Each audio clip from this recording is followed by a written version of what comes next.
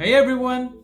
In this video today, I'm going to show you live bot attacks, capturing those bot attacks in Burpsuite, and then most importantly, analyzing those requests that come in Burpsuite so that I can help you differentiate between malicious requests and false positives. This will be a very good project for anyone who's trying to break into a red teaming environment or blue teaming environment as a starter or beginner project. I'll leave some really helpful descriptions in my YouTube description box below so that you can use those links to kind of get you set up with whatever I'm testing today. So here is my sneaky little Puppeteer script, which will go ahead and do 10 login attacks into our safe OWASP Bootstrap application. So the Puppeteer script is a widely used Node.js framework that you can use to do these headless browsing activities that a lot of the malicious users do to go ahead and hit real-time websites. But over here, just for our training purposes, I have developed a script using AI, which is going to go ahead and do 10 login attacks using this specific script onto OWASP Bootstrap. So just to show you a little bit of the code, you can see here that we are generating 10 different test users that are going to rotate between these generic emails and passwords. As you can see here, we have the I variable here, which is going to go ahead and do 10 iterations. And the code is designed in such a manner that it is going to open up a browser and it is going to enter those things in, and it's going to allow the second test user, the third test user to log in, and then we'll be able to see all of that in Burpsuite. So that's a little bit of the code here, and let me go ahead and actually show you the Burpsuite application as well. Just a little bit of the Burpsuite application. Here we go. So this is, I would say, probably the most widely used web application testing tool where you can go ahead and do a lot of different cool attacks in your safe environment. So over here, we are going to look into the proxy tab here once I do the attack, but in short, this will allow us to have a really good insight into all the different requests, the request headers, the response requests once we do the attack so that we can finally analyze all of that attack traffic. So with that said, I'm going to go ahead and first start off by opening a PowerShell and opening up Docker so that we can get our juice shop running.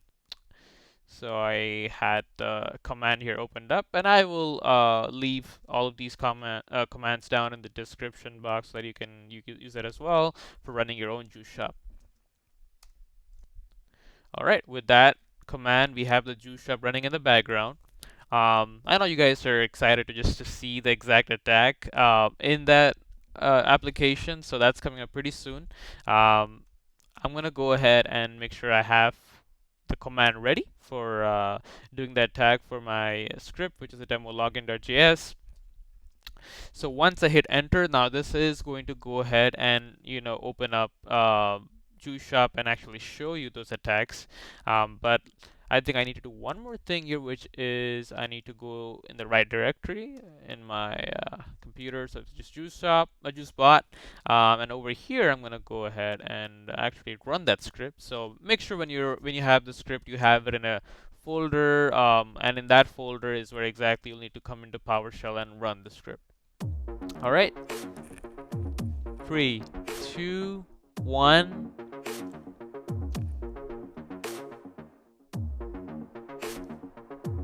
All right, so that is OWASP Juice Shop, and as you can see, we have all of these automated login activities happening in OWASP Juice Shop. That's 10, and now it's gonna exit out. And that is how bots in today's world go ahead and spam your login applications. So now the question is, all right, did Burpsuite capture all of that? Well, let's find out.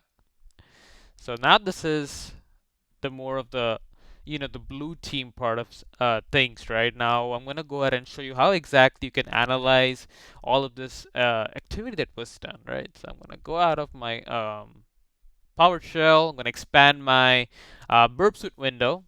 I'm gonna go ahead and hit proxy. And over here, as you can see, I'm in the HTTP history tab. It is flooded with tons of requests.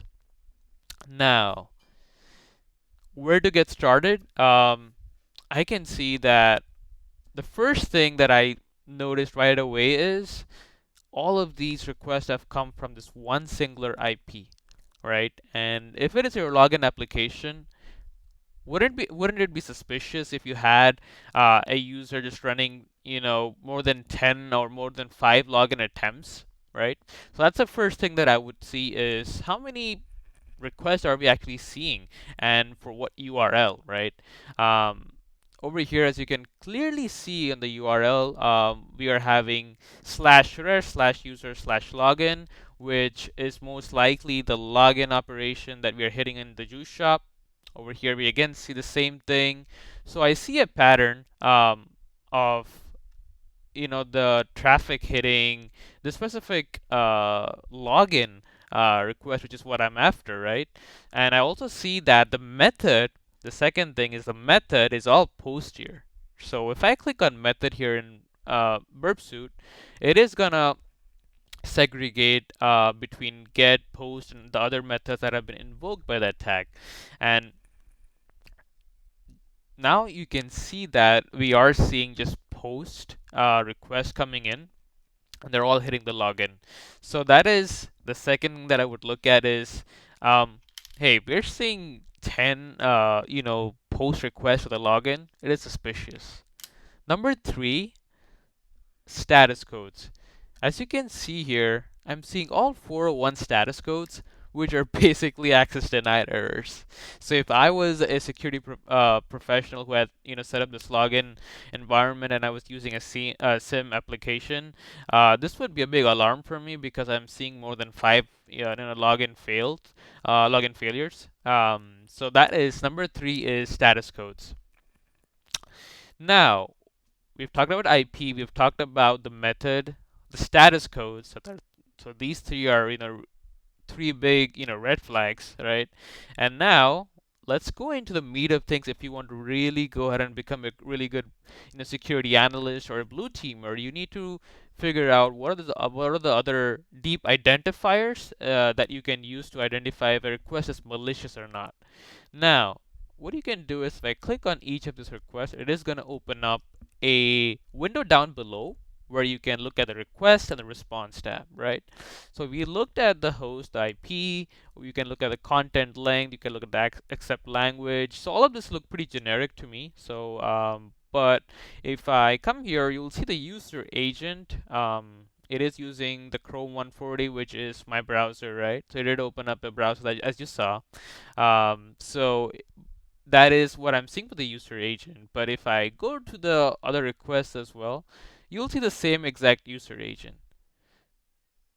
So if I work in a blue team, if I was working in a SOC environment and I see that not only there are so many different requests, but they are also coming from the same exact user agent, I can confirm that it is one IP that is, doing all of this. So that is number 4. Look at the user agent, and sometimes what you'll find out is that a lot of these bots might be, doing attacks on outdated browsers. So this one is pretty new. 140, I think, is the latest Chrome browser version that we have at the moment. But a lot of these sophisticated bots go ahead and do attacks from really outdated browsers because they're missing security features, and they take advantage of that. So the fourth thing that I would tell you guys to remember is to look at the user agent, which you'll find in the request tab here. All right. Now coming to 5, right? When I look into the request, I can also look into the payload. So over here, you can see that. Let me actually go to the first or the second request here, right? So you can see here that the email is testuser2@example.com and password is password2123. Now, if I go to the second request here, test user 3 example.com and password 3123, and then test user 4 password. So I'm pretty sure you guys see a pattern here, right? So whenever I see these generic emails and passwords, which you can look into Burpsuite, you can really find out if this request is actually coming from a singular botnet, or if it's coming from variety of residential IPs, right? For us to say, so looking at the payload really gives you a good idea of if someone's actually using different types of payloads, or they're just using the same type of payload, and you can catch patterns. And now you must be wondering, if is this so simple? If I go to Amazon.com, can anyone using Burps would just capture all of these requests? Well, the answer is no to that, because we are using a very broken environment which is where we're able to see all of these payloads. And these APIs are not doing a good job of really authenticating and not showing the sensitive information, which is why we're able to see this payload. So that is another option that you can look at and see if something is malicious or if it's not malicious, right? Um, and another thing, if you go to the response tab here, like I said before, status code is a big one. A 400 error or 500 error usually signifies or shows that there's an access denied error at some point. So which means the user was not able to log in.